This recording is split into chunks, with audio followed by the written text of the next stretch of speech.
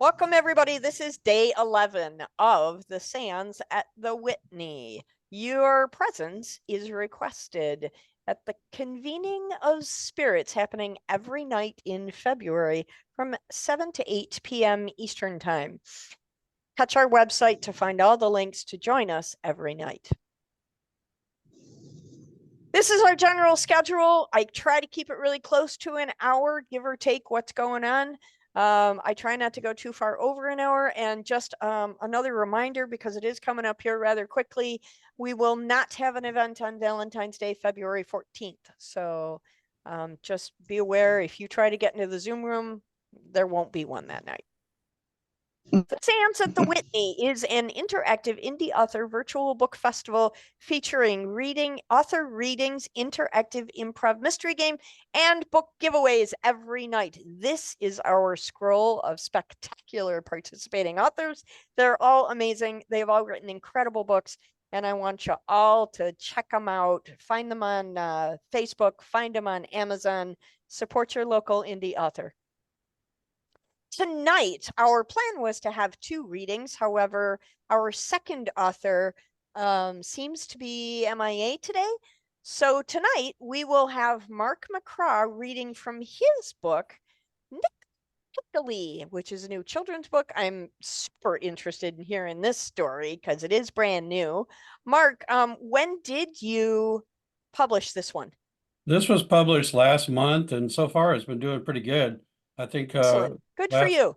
last one was like 21, and 3 of them were sold in Germany, so I was excited about that. So you're an internationally selling author. That's fantastic. That's great. All right. So when you are ready, sir, take the microphone and read aloud. All right, Nikolai Pikolai is actually written with my grandson as the author. I'm the co-author, and the illustrator is from the Ukraine. Chapter 1. My name is Nikolai. I am 10 years old with brown hair and blue eyes. I love being adventurous and trying new things. My favorite activity is shopping because I like getting something. When I go grocery shopping with my mom and dad, I usually ask them to get me some pickles. I know this is strange, but I love pickles. Did I say I love pickles? Pickles, pickles, pickles. There are many kinds of pickles, like dill pickles, bread and butter pickles, sour pickles, baby holes, and sweet pickles. I cannot believe there are so many types of pickles out there. I like sour pickles the most, though. The sourer the better is my motto. I must admit I have not tried sweet pickles. At the store, I picked up a few types of pickles, plus a new one that I had to look up because I had never heard of it before. I will learn about this specialty pickle. Mom bought 1 jar of each pickle for our family to eat, so I got to taste the various kinds of pickles as we all shared them. Chapter 2, Sour Faces. On the way home, we stopped for burgers. I got mad because my burger had round green pickles that were flat. They looked like flat potato chips. I learned that these are called bread and butter pickles. When I got home, I asked Mom if I could go to Matthew's house. Mom said it was okay. At Matthew's house, he gave me a sour pickle to eat as a snack. He must like pickles too. As we were sitting on the front step, we played a game called Sour Face Relay. In this game, we must eat a sour pickle without making a funny, scrunched up face. The loser must run around the yard acting silly with his arms in the air. Matthew lost because he had a sour face. I am an expert because I am used to the sourness as a major pickle eater. Chapter 3, Hiding Places.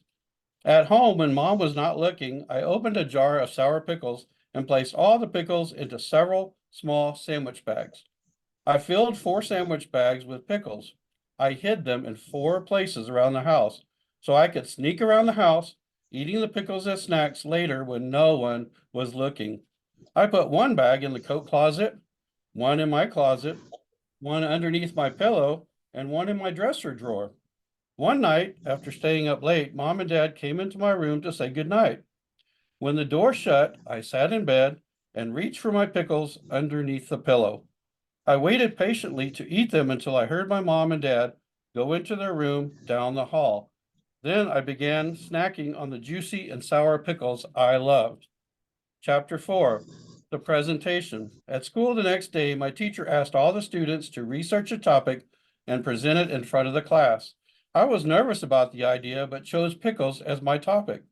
So I went to the library to research the topic. In the computer search bar, I typed types of pickles and how pickles are made. I used the information I learned from my research to create a poster board with a new pickle I had never heard of. For my project, I cut out pictures from magazines and food ads to put on the poster board. I wanted this presentation to be the best it could be, so I decided adding a taste test part would be a great idea. I asked for mom and dad's help with my project. They gave me advice, but I did the project on my own. I would give each student a plate of each type of pickle. The students would then pick the one they most liked. Then I would graph the results and share the information with my class. Chapter 5, Pickle Passion. Tonight, Mom, Dad, and I will go to my favorite pickle restaurant, Paul's Pickle Palace. I will buy a shirt from the gift shop that says, I love pickles, and some pajamas with pickles all over them. My friends will love these impressive pajamas. They said they bought some pajamas from there too. While watching television after visiting the restaurant, I saw an ad for the annual Pickle Festival coming to Pickleville, Oklahoma. I want to learn more about pickles to add to my class project. Mom and Dad said we could go since it was during the weekend. They think it is a beautiful idea that I'm doing a presentation on pickles. At the pickle festival, I ate sweet pickles. I still like sour pickles. There were so many pickle vendors at the festival and many pickle activities for kids and adults. I even played games with pickles, such as pickle toss, where a group of people stand across from each other tossing pickles back and forth. The person who drops the pickle must eat a sour pickle. This is a timed event which goes very fast when played. There were pickle eating contests too. One man ate 12 pickles in less than 5 minutes. There was also an event where you had to identify the correct name of the pickle for each unmarked pickle jar. The first one to name all of them in order will win a prize. And that's it. Well done. That's a that's a really fun story. Wow. Okay. And that's how he got his nickname, Nikolai Pickle. Nikolai Pickle. So, okay, just show of hands, who in the room likes pickles? Just because we're here. Sweet pickles. That's interesting. I personally think pickles are a perfectly wretched thing to do to cucumbers, but that's just me. Yeah, the actual Nikolai Pickle, because he kept getting in trouble, and his mom and his classmates will say Nikolai Pickle. So, and since it had the word Pickle, I changed his name and made it Nikolai Pickle. That's perfect. Well done. Thank you. Please tell your young co-author how much we appreciate his work, and we wish you both the best of luck in continued sales. Yeah, he's actually going to bring it to the principal next week, and she wants the book. Now that I just got the copies of it, so that's fantastic. I hope everything goes really, really well. Thank you very much. Good job. Okay, since we only have one author reading tonight, that means we have a little bit more time to get into the insanity of our mystery. I'm going to give you the recap once again. The Seance at the Whitney. At the Ghost Bar inside the Whitney Manor and historic Detroit estate, a world-famous psychic medium has come for an exclusive invitation-only seance. With so many curious about spiritualism around the world, this event promises to connect the living and the spirit worlds, opening doors to mysteries that transcend time and space. But when the seance spirals into a chilling rendezvous with a vengeful spirit and a shocking murder, it falls upon those in attendance to unravel the truths hidden in the darkest depths of the past. The spirit is summoned, vowing revenge on their killer. One of the guests becomes hysterical, claiming the spirit is there for them. Suddenly, the lights start flickering and the wind pushes the windows open, extinguishing the candles around the room. The room and everyone in it are thrust into darkness. When the light returns, that same hysterical guest is lying on the floor dead. Who killed him? Why? Was it the furious spirit or something far more earthly? That is your quest. The cast of characters in our mystery extravaganza are the medium, played by the amazing, incomparable, great Christopher Gare. The assistant is Donna Newman. She's the assistant to the great Christopher, just in case you wanted clarification. The author is Amy Kelso. The socialite, Dawn Menge, is not in the room this evening. The spouse, Jules Nelson. She is the spouse of our deceased Richard Whitney. The fan of the great Christopher is Marianne Wieland. The aloof guest is Gary Floyd. The maitre d' is Melinda Falgo. She is not in the room this evening. And I am your storyteller. So now that we know where we are and everybody's watched all the replays to catch up, everybody turn on your microphones and let the interrogation begin. Mark McCraw, go ahead. I watched the replay earlier and I'm kind of confused a little bit because they had mentioned that there was a skull on the table. Is it possible, the great Christopher, that there could have been a setup? In other words, the actual weapon was actually the skull and not the crystal ball? I honestly don't know. Okay. Both were found on the floor next to the dead body. So there was a puddle of blood. So I suppose that is a possibility. Mandy Joe, go ahead. Yesterday, at the very end of interrogation, Marianne mentioned that she wanted to be next to the great Christopher so that she could comfort him before the murder happened. What was she gonna comfort him about? Good question, Marianne. Why did you feel it necessary to comfort the great Christopher? Well, I've been to so many of his seances and his mentalist shows, and sometimes he looks quite stressed. And I thought he had a little bit of a stressful look on his face, and I thought maybe I could help. I just would like to comfort the great Christopher. I'm such a fan, and it would mean so much to me to just reach out and just put my hand on his arm, just so nicely to just give him comfort. But I have never seen a skull on the table before. That's what I was going to bring up. Okay, all right, Gary, we're not going, but okay. All right. That's where your mind is. I wasn't even thinking of that. I know Christopher really well. Christopher, you have a question. Go ahead. It's more of an observation. I don't know if I'm picking at something that's just not there, but in hearing you when you do your introduction, when the individual screams, the spirit is there for them, not him, them. And he winds up dead. It just occurred to me the use of the word them, meaning more than just him. I wondered if anyone else caught that. It's an interesting thing. I was thinking, you know, I wrote this as an introduction to my piece for the Detroit Free Press, and I was using the general pronouns because, you know, today you have to use general pronouns, but then when Richard keeled over, it became him. So that opening is from my original piece that I submitted to my editor to say, hey, let me write this piece. This is what's going on. But did he scream, the spirit is coming for them? I believe if you go back and watch the very beginning, Richard Whitney did scream, oh my gosh, it's me. Okay. Something to that effect. Okay. If you go back and watch the replays, I believe that's what he screamed just before he thudded to the floor in a pool of blood. Donna Newman, go ahead. Actually, I have a question for Marianne. When I stepped on your ring, I really thought I was the one who flattened it, but you keep saying that it was tight, which was the reason you took it off. Was it already flat, or has it always been tight? What's really going on with that ring that you took it off?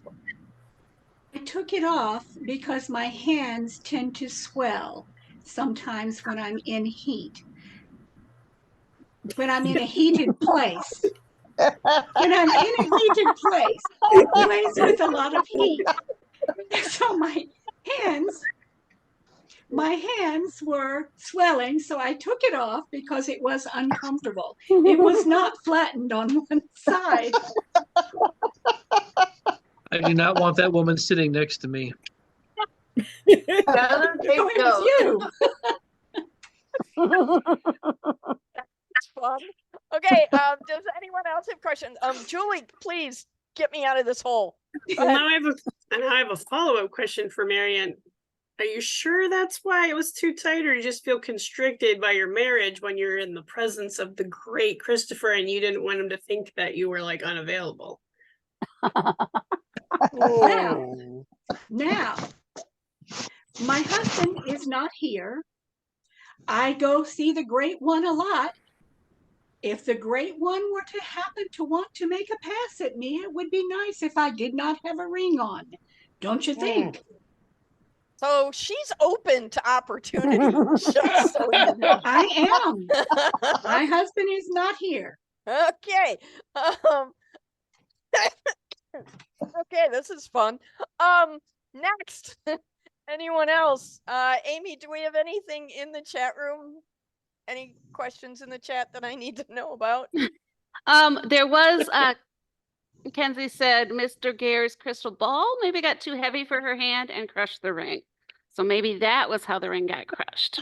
I suppose that is a possibility as well. And she also commented that the great one looks very concerned, which we all are. We all are at this point. Okay. Does anyone else have any other questions? Okay. I want to do one thing before we go to our next question. Something just occurred to me. We have heard a couple of people around the seance table mentioning that they are left-handed, right-handed, ambidextrous. I'm really curious about how this little piece is going to play and what significance it might have to our story. So I want to know from each of you. Amy, are you right or left-handed? I am left-handed. Okay. Was your brother Richard right or left-handed? I don't remember. Maybe his wife would know that better than me. Yeah, Jules. Richard was left-handed because I used to try to get him to use his right hand, but he wouldn't do it. So he's left-handed. Okay, what about you, Jules? Are you right or left-handed? I'm right-handed the correct way. The correct way. Okay. Gary, are you right or left-handed? I have nothing to say about that. Okay. Marianne, are you right or left-handed? Left-handed. Okay. The great Christopher, are you right or left-handed? Left-handed people are so weird. Oh, wait a minute, I'm left-handed.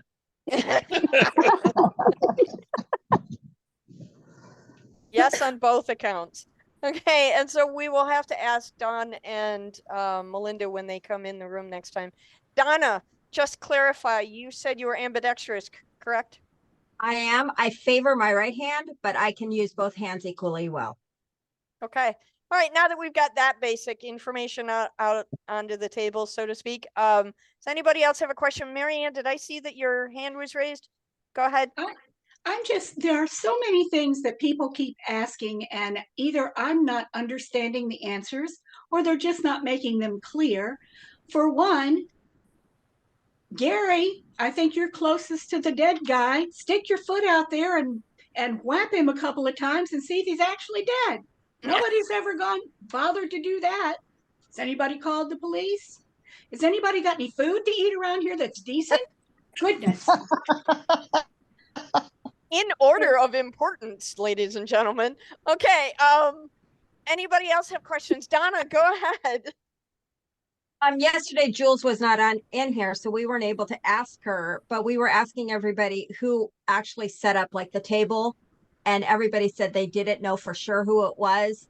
So I wanted to ask you, did you help set up the table and putting the candles and the skull and everything on the table, or know who did? I did not. I mean, I barely arrived before it started myself, but pretty sure that we have staff that does that. So, but they would have to follow somebody's guidance. But I assumed that was Dawn who had hired it done. But yeah, if Melinda doesn't know, she's the one that kind of runs everything around here. We just live here, so You just live there. Okay. Marianne, go ahead. Yes, I hate to keep bringing this up, No, but you don't. Go ahead. But if I understand correctly, the first ones in the room was the Great One and Donna. And when you entered the room, was Gary sitting at the table or was it an empty room? And a hush fell over the crowd. Donna, Because- Christopher, can either of you answer that question?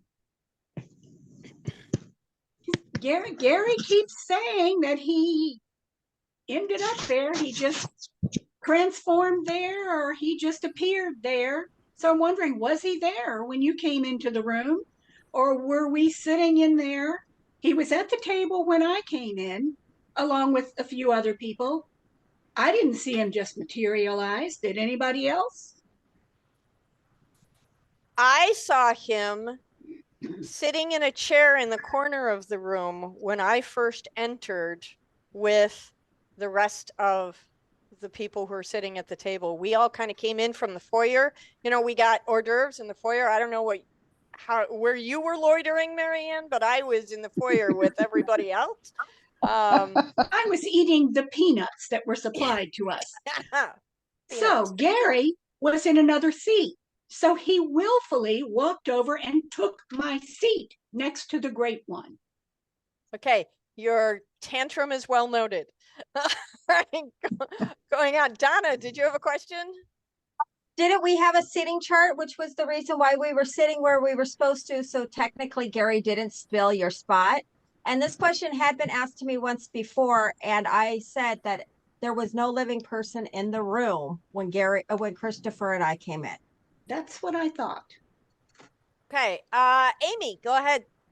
Okay, I am actually asking a couple questions for Mackenzie. First of all, she accused me as someone who grew up with Richard to not know how would I not know what hand he used? We didn't sit around, writing or something. We were out playing. We were using all our hands. So I really don't remember. But the other question Kenzie wants to know is who all had a motive to kill the victim? Aside from the sister, no, and the wife. So I definitely have why would I have any motive to kill my brother? I have a wonderful, successful career. I'm living in the Whitney, having a great life. Why would I kill my brother? It doesn't even make sense. So that's my answer, but I'd love to hear from others. Who else? I don't know. Should we go around the room? Well, let's think about this. I don't know. Donna, did you know Richard Whitney before today's seance in any capacity? I did not. I was literally there because I was told to be there by my boss, the great Christopher. Okay, Christopher, did you have a history with the deceased? Yes, I told you all this information yesterday. I know, let's go over it one more time. Oh, Lord. I knew him at Detroit Country Day, and then I had moved out of state with my parents when my father moved, and I didn't like being around snobby socialites like Amy anyway. Okay, perfect. Jules, did you have a history with your husband? I know you grew up with him and obviously you married him, but did you guys go to the same school? Did you hang out with Yeah. the same kids? I met Richard when I was a little kid at the Detroit Country Day School, and occasionally I found myself at the mansion also, but not that I was invited to go out and play with him in the woods or anything. But I was occasionally there, so I knew him quite a bit. But So did you know Christopher at Detroit Country Day as well? Did your paths ever cross when you were at school? I'm sure they did, and I was the girl who was always studying and being practical in my prepping for college. So I don't know if he was also in those classes, but I was very focused on my work and Richard. So And those it's were clear my two Christopher focuses. wasn't a college prep guy. That's clear. Because otherwise he'd be a doctor, lawyer, Indian chief, but instead I don't know, he's a astronomy could Seance be guy, right? hard work. All right. Marianne, did you have a history with the deceased Richard Whitney? Did you know him when you were younger? Did you go to the same school? Did you attend school with anyone else in this group? No, but there were lots of children playing around the grounds in the streets. I'm sure I probably ran across him, but I couldn't pick him out of a crowd. Okay. Awesome. Any other question? Christopher, go ahead. Julie, you mentioned that while you didn't necessarily play with the kids, you visited the Whitney as a child. Why? I have nothing to say about that. I was just maybe visiting with, maybe I was at the restaurant. I don't know. I have nothing to say about that. Okay. Any other questions? Gary, go ahead. I don't know, maybe this was this might have been done earlier or whatever. I know that Julie had an argument with her husband. What was the argument over? He did not want the seance. He seemed very freaked out about the idea of inviting ghosts into the manor, and I actually don't believe that you can call the ghosts in. No offense to the great Christopher, but I didn't think it was going to work because it just doesn't seem feasible. But Richard was very upset about it, and he did not want the great Christopher here calling people spirits in that could do damage or that could cause havoc or ruin reputation. So he literally was completely against it. And when I reminded him that we had already gotten a compensation that went towards the renovations that we had made, he got very angry at me. And then he took out his anger on me. So that was just our argument. Excellent. Awesome. Amy Kelso, go ahead. Okay. First of all, I do need to add to Jules' story, which we've already talked about, but you may have been arguing about the seance, but what perhaps other people in the hallway heard was, I wish I wasn't with you. I hate you. I wish you were her. So that doesn't sound like you're arguing about the seance. That was what he did afterwards. And I just know that he was just upset, and then he was just trying to make me hurt too. And I forgave him when he said it because I just know that he didn't actually mean it. So okay. Well, Gary, go ahead. So if Julie didn't want the seance and Richard didn't want the seance, who did want the seance? Well, she's not in the room tonight, but Dawn, who came in disguise, her true identity is Troy Haynes. Troy admitted to hiring the great Christopher anonymously. Christopher didn't know it was Troy hiring him. All right, Amy, go ahead. okay. Kenzie has more in the chat. First of all, she asked, Miss Kelso, if I remember correctly, you had an argument with your brother before the seance. Motive number one. Motive number two could simply be because he's your brother. It's a brother's job to get on your nerves, so you could potentially want to kill him for that. Okay. Yes, I did get in an argument with my brother, but trust me, just trust me on this. I had every reason to want Richard alive. I kind of had a good reason to keep him alive. There was no reason for me to kill him. No matter how much he annoyed me as a brother, I wanted him alive. Okay, now you know what? You've opened the door, Amy. Tell us why you wanted your brother to stay alive. Why? What was your good reason for not killing him, since you've opened the door to that line of questioning? Okay, I did open the You door. can't lie. I You know. can't lie.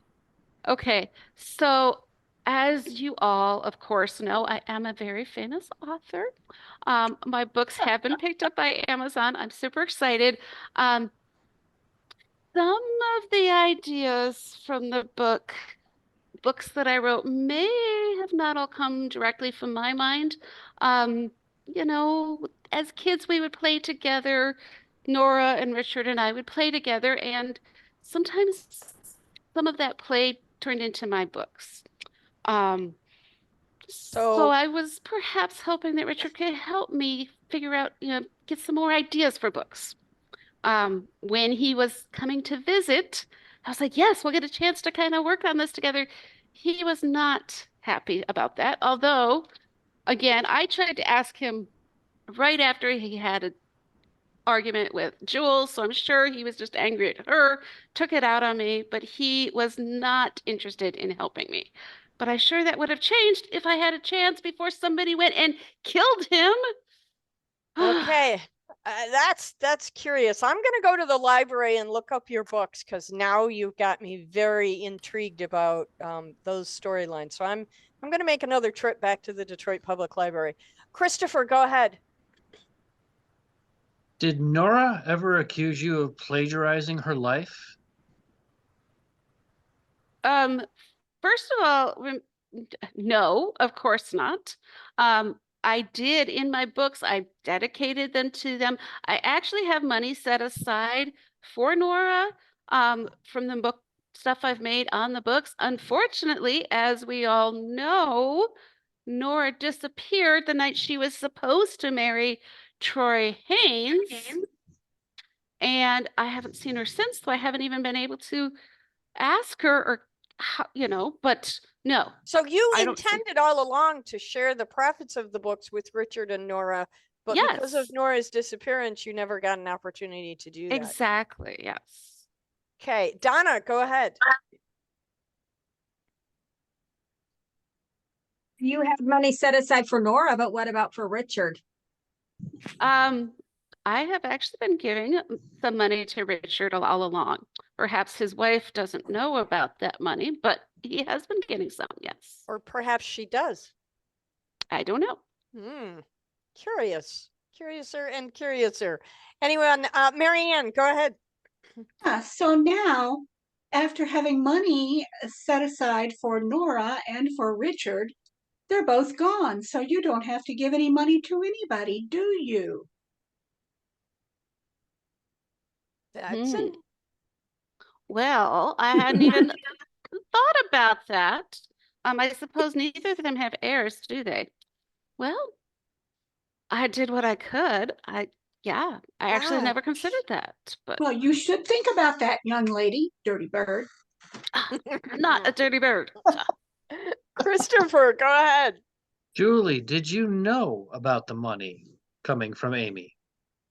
No, but I'm sure there's a lot of money that I wasn't aware of, that unless it was a, seance going on in the ghost bar, I wasn't aware of a lot of the different finances that was going on. We kept our money separate, and I just trusted that he was making things work. When you have so much money, you just don't know where it's coming from. So Good point. Good point. Donna, go ahead. Jules, did you by chance know that Amy's books and success was based on Richard and Nora's childhood and be a little bit jealous about it?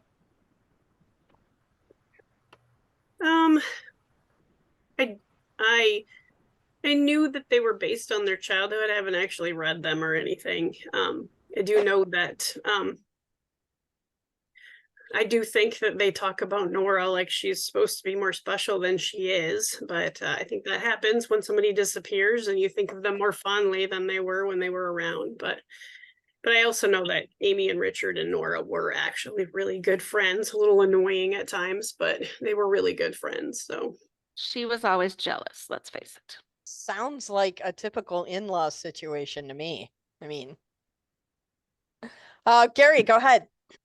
Julie, what did your husband say anything about Amy's books or Amy's success? What did he think of it?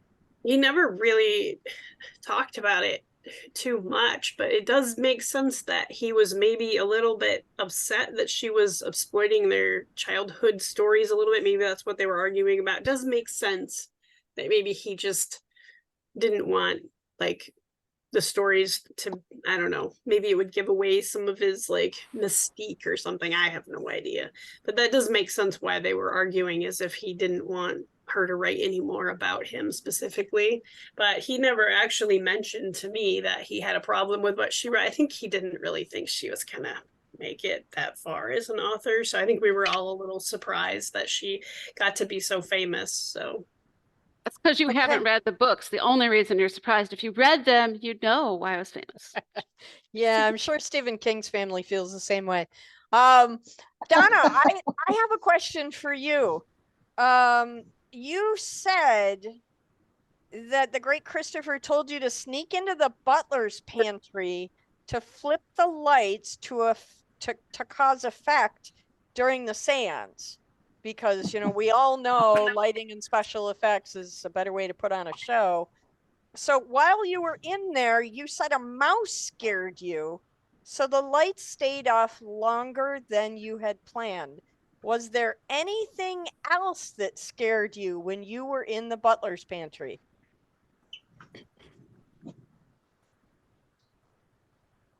Do you remember No. anything else freaking you? No, the mouse scared me. I know that the light was off longer than it was supposed to be, but while the light was off, that's when I heard the thud and the scream, and then I turned the light on. So I was kind of baffled by what was going on out there, but I'm deathly afraid of mice. So that was just horrifying, having the mouse come out at me. It really bothered me. Okay, Gary, I need you to read that out loud. I said that Amy's book, her next book is If I Killed My Brother. This is what I'd do, and it's going to be ghostwritten with O.J. Simpson. You guys.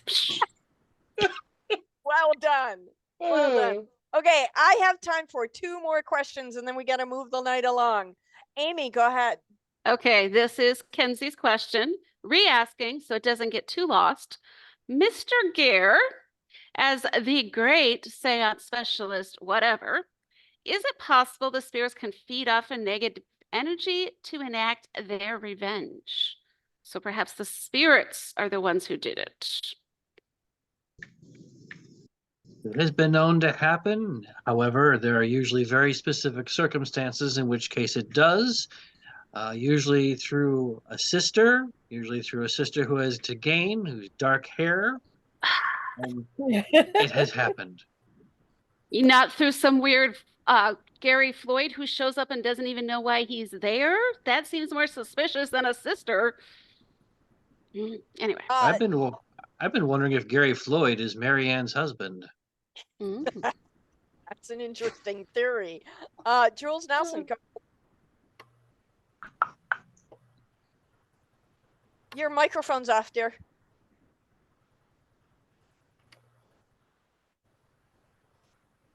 there, it's back on. Okay, I have a question for Marianne. My question for Marianne is, if you heard my husband muttering how he didn't actually like the great Christopher and he wished he had never come, would that have made you angry enough to maybe hit my husband over the head with a crystal ball? Because he was very much muttering those things. That's a really good question, Marianne. I don't believe I distinctly heard what he was saying. I was so concerned with other things, like Gary Floyd and being next to the great Christopher and wondering where my headshot was. I had other things on my mind, and I was hungry. I don't know about the rest of you, but I was hungry. Okay. All right. One last question I have for Gary Floyd. You said you felt dizzy and strangely disconnected during the seance. When someone asked you your name, you initially said you weren't sure, but then later you stammered out the name Gary Floyd. Is that your real name? If not, where did you get that name? No, it was actually something that I was working on a book for. So that's a character in a book that you're working on? Yes. So you're an author too? Yes. Now he remembers? Interesting. Sometimes the great one, don't It you know comes- that sometimes you have to ask direct questions to get people to give you direct answers? It comes in and out, Christopher. The great Christopher. Story of my life. Oh.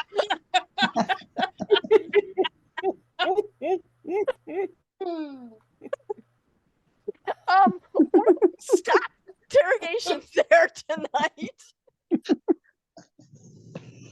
Holy moly. Very funny. Okay, that was super fun, you guys. All right. Okay, so we have to figure out who did it. We have a couple more days this week. On the 14th, we will not be here. On the 15th, we will reconvene to again ask questions, collect clues, sling your accusations at the end of the month. Yes, we will be here the 12th and the 13th. The 14th, we will not. Keep that in mind. When you hear someone say, I have nothing to say about that, it means perhaps you've asked a question that they are answering with a red herring, or perhaps they genuinely don't know. Or perhaps your question is just completely so left field that it just doesn't have any pertinence to the mystery. Watch the replays posted on our website and Facebook for intense scrutiny, because you just never know what's hidden in between the lines. Also, just a small aside, and you may or may not have noticed this when you watch the replays, a lot happens in the chat room. And the chat room is not part of the nightly replay. Good thing. So, no kidding. So, my suggestion is if you really want to stay on top of things and find out all the stuff you might be missing, tune in live so you can be here when the chat room happens. Okay. We are now going on to the next part of our night, which is the collection of wax drippings. We're doing this as a way to, for lack of a better, needle our authors into promotion. They invite you every night. You reward them by naming them, and they could win a snazzy prize at the end of it all. So everybody wins, and we're all having a good time. Here are the wax dripping standings as it sits right now. We're not quite at 100 yet. I'm sure by tomorrow we will be. Christopher Gare is in first place. Andrew Allen Smith is in second. Amy Kelso and Deborah Reed are tied for third. Jules is in fourth, and Mary Woodland is in fifth place. Congratulations. And come back tomorrow, and I'll again remind you what the snazzy little medals look like. They're pretty cool, you guys. I wish I had one because they're cool. I Okay. have to wait.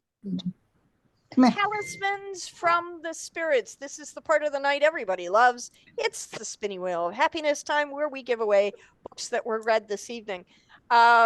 Each night we do this. If you win a book, you have 24 hours to send your mailing address to diana@pagespromotions.com so I can give that address to the authors to make sure that you get your books.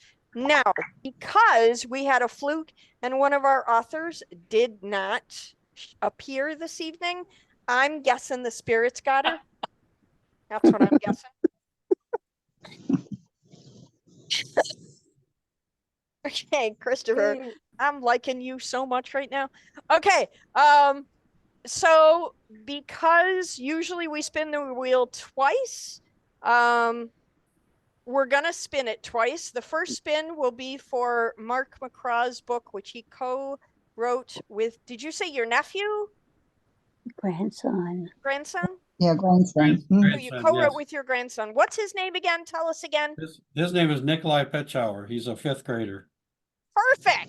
Okay, so the first spin will be for Mark McCraw and his grandson's book, Nikolai Pickley. And then just because you guys all showed up, and I want to make sure a second person gets another book as we do every night, I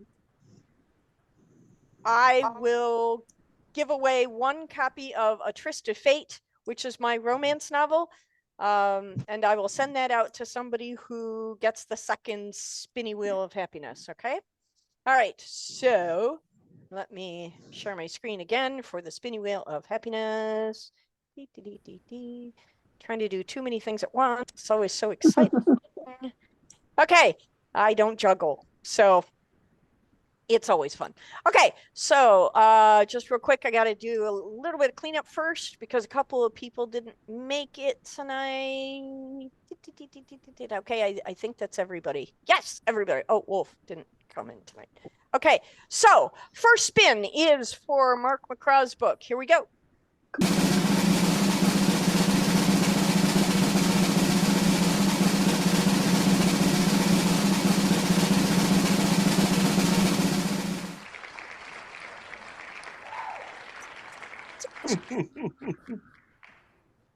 You have little people in your life? You've got their next birthday present. Okay. Yeah.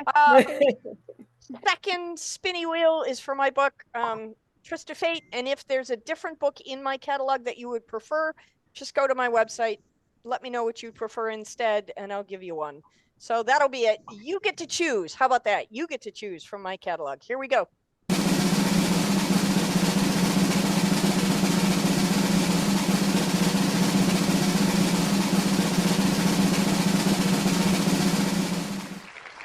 Very. Okay, but we've determined that the person in the room is not actually named Gary Floyd, so I don't know if he deserves to get a book. Well, don't to be so logical all the time. I'll give you the Luke guest address. Okay, you can do that. So go to my website at dkpwriter.com. Take a look at my catalog. Send me an email with your mailing address and let me know which book you'd like me to send, and I will send that out to you. Okay, here we go. Let's go around the room just for fun. I know I said I wasn't going to do this, but we've got some people in the room who haven't been in the room before, and I'm curious to hear what everybody thinks. So everybody, I'm going to go around the room. It's going to be speed round real quick. Just the first thing that pops off the top of your head. Who do you think did it? We're going to start with Rosemary. Who do you think did it? I'm still trying to catch up. Based on tonight, who do you think did it? Based on tonight, I'm not really sure. Can I opt for that? I have nothing to say. Okay, you get that. You get that. Well, thank you. Sharon, what do you think based on tonight? Well, I thought Gary Floyd or maybe Amy. Okay. Gary is too obtuse about everything, so he kind of comes up, you know. I like the vocabulary, Sharon. Well done. Deb McPeak, who do you think did it? Jules. Okay. Mackenzie, stick your answer in the chat. We already Marianne, did. Marianne, who do you think did it? Amy. Okay, Amy, who did Mackenzie do? Mackenzie said all y'all. So apparently we all did it. So it was a group effort. I like that. I don't see how we can get along about anything, so that's crazy.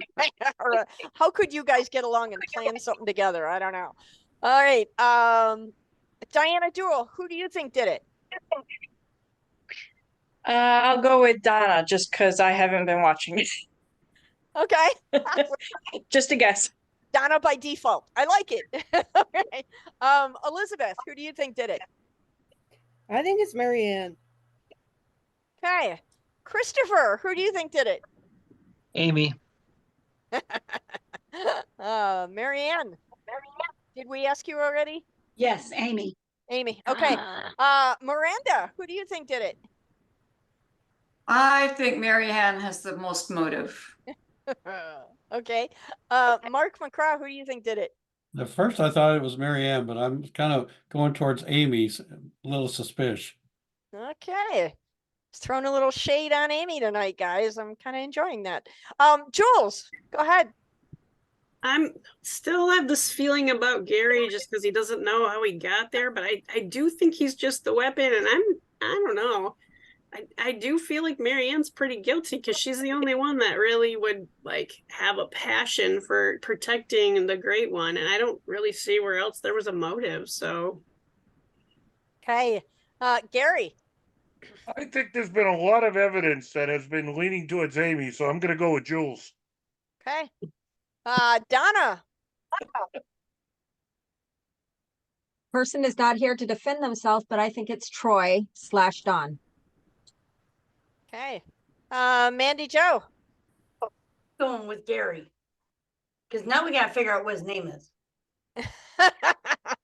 Great. Let me know when you do. Well, I'll have a baby naming party.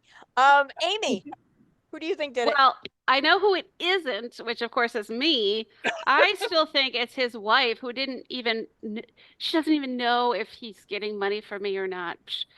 Whatever. I think he started holding all his money in and she got mad. Okay. Well done, everybody. Okay. Wait. You haven't guessed. Oh, I haven't. Well, I can't lie, right? Okay. Honestly, you guys, I think it was Marianne. And the reason I think it was Marianne is because she's been doing a lot of protesting and not a lot direct answers. So she keeps coming up with deflecting the questions in a different direction. And I got to tell you, as an investigative reporter, this makes me highly suspicious of her right now. So, Amy, go ahead. Okay, Mackenzie, I hate to have to read this, but she wrote, ooh, maybe he, Richard, was so sick of his sister that he bashed his own head in. Obviously, that's not correct, but he had motive. Quiet, all of you. Jeez. I like the way you think, Mackenzie. You are super fun. You guys, you've made my Sunday wonderful, as you do every night. I'm so honored that you want to spend an hour a day with me. Truly, I'm tremendously honored. Thank you all for your creativity and your fun. Shots across the bow, Amy Kelso. Just a reminder that I have no motive to kill my own brother. I wanted him around for help. Hello? Okay, that's all I can say. Because you're not as creative as everyone thinks, right? Oh, I am very creative. I just wanted someone to get ideas with. That's all. Jules, shots across the bow. I just I'm regretting that I haven't got to watch last night's show yet, so I'll have to go back and finish watching that one. I didn't. You don't have need to time watch that both. one. Gary, Feel like I do. All I know is that you kind of do, Jules. Gary, shots across the bow. all I know is that 1 minute Amy had the crystal ball for creativity, and the next minute she's bashing her brother over the head with it. Oh, that sounds like a direct accusation to me. You saw us with a crystal ball when we were kids, and okay. You kept it for good measure. Marianne Whelan, shots across the bow. Hey, I just came for the food and to be next to the great one. Okay, next time we'll do crab cakes for you. Okay, Christopher, final shots across the bow. Amy doesn't remember if her brother is left-handed or right-handed, and I asked Gary yesterday any information about himself, and he came up with nothing. So this is like peeling an onion. It is.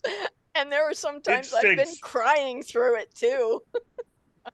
All right, you guys, I am so grateful again for your time. Thank you so much. We will see you back in the seance room again tomorrow night. Toodaloo.